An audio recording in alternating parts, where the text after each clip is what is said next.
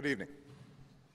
Tonight, I can report to the American people and to the world that the United States has conducted an operation that killed Osama bin Laden, the leader of al-Qaeda.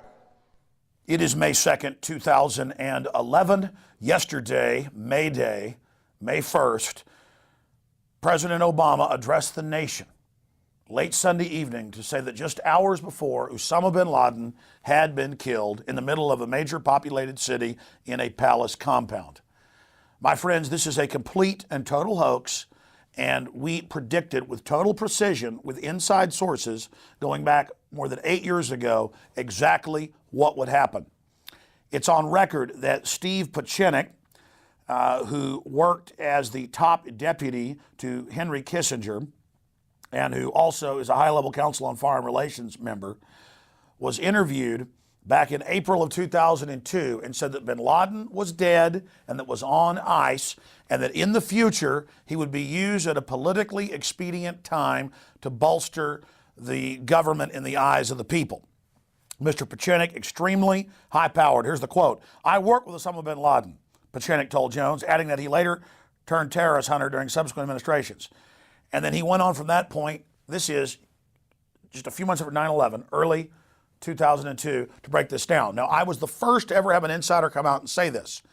Then Madeleine Albright in 2003, on December 17th, went on Fox News program and said that he was dead and on ice, and that the Bush administration was thinking about rolling him out during the 2004 election if they needed it. But then because of that coverage, the inside baseball was they didn't. Now, even before she went public, a year and a half after I first broke this news, I had a White House source here in Austin, Texas. You know, a lot of folks live here in Austin, but we're also in the Bush administration because they came from Texas. Bush had just been governor here. And I was told by an extremely high-level White House source this information. Separately, I then confirmed through another White House source here in Austin through a separate party. Ladies and gentlemen, this was completely staged.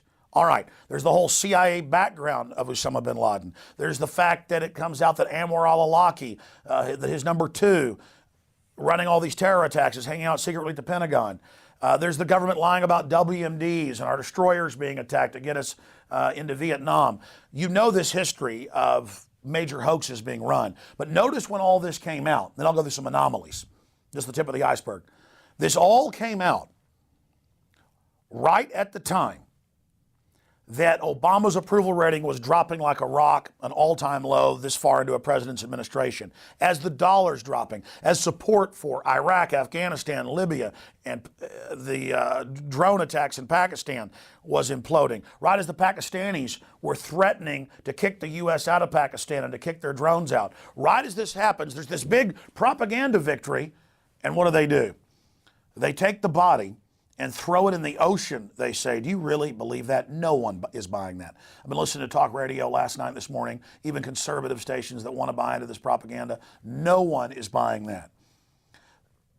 They've thrown his body in, but don't worry, they have a DNA test and they have a face scan so they know it's him. This is the same government where the CIA agents last year admitted in the Washington Post that they created fake bin Laden videos. This is the same government that's constantly caught lying. But conveniently, his body is now out in the ocean somewhere, buried at sea. But it gets worse. Last night, as soon as this was announced, it was all over U.S. TV, British TV, European papers, fake photos. And as soon as I saw it, I sent text messages to Paul Watson and others and said, look into this. This is the same fake bin Laden dead photo that's photoshopped of him that we saw years ago. And so digging into this, we've learned they claim that they've killed him 9 separate times. But obviously this is the big presidential announcement. They claim that they've killed other al-Qaeda operatives over and over again. They're training you to accept this type of garbage. So we've got that information. That they've killed him 9 times. And finally, now we're being told, Khalid Sheikh Mohammed, who's been tortured for many, many years and who confessed to bombing buildings that were built after he was incarcerated, he might as well confess to shooting Kennedy or killing Lincoln or crucifying Christ 2011 years ago. I mean, this is getting more and more insane. All the usual suspects, the Adam Gadon, the grandson of the former head of the ADL, the Zawahiri, all of them are running around saying, we're going to get you. And Khalid Sheikh Mohammed is saying from Guantanamo that if they kill bin Laden, nukes will go off. And then meanwhile, you've got our media reporting there could be 160 nukes. I mean, does anybody believe this? This is going to be used to launch more wars, to say, see, we're winning, and to have a bigger domestic crackdown to protect us from the terrorists hiding under every table.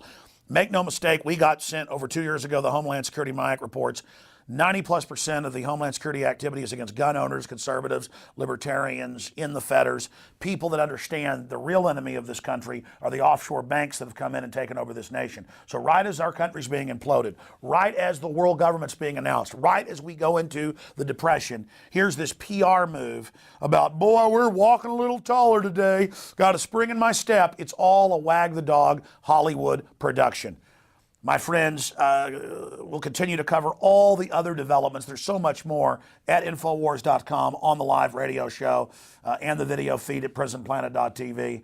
So continue to watch Infowars.com and PrisonPlanet.com. We've got about 1 million people roughly hitting the site an hour right now. This is the biggest news story we've ever been involved in, obviously, as the whole world is looking for answers to what's happened. But that's just some of the points, and more anomalies are coming out. And they announced this on a Sunday night, so they dominate the news cycle this week. But already people are not buying into it across the board. It is a fairy tale. If you believe this, then I got a bridge I'm wanting to sell you. And I've got some oceanfront property in Arizona. Again, continue to be skeptical, continue to research, and understand that we have all the inside sources. And then Bear, the former CIA commander, all of them on record saying he was dead a long time ago. They've known this. He was a convenient boogeyman. Remember Bush saying, I don't care where he is, I'm not worried about him. And now they're basically just announcing this to signify not the end of the war on terror, but to basically bring in false flag attacks or the threat of attacks as a pretext to relaunch and expand the police state that's been set up for the American people. Visit Infowars.com and PrisonPlanet.com. When you're on the site, you can also tune in 24 hours a day to my daily radio broadcast. There's also a free iPhone app to listen to the syndicated radio show when and where you want.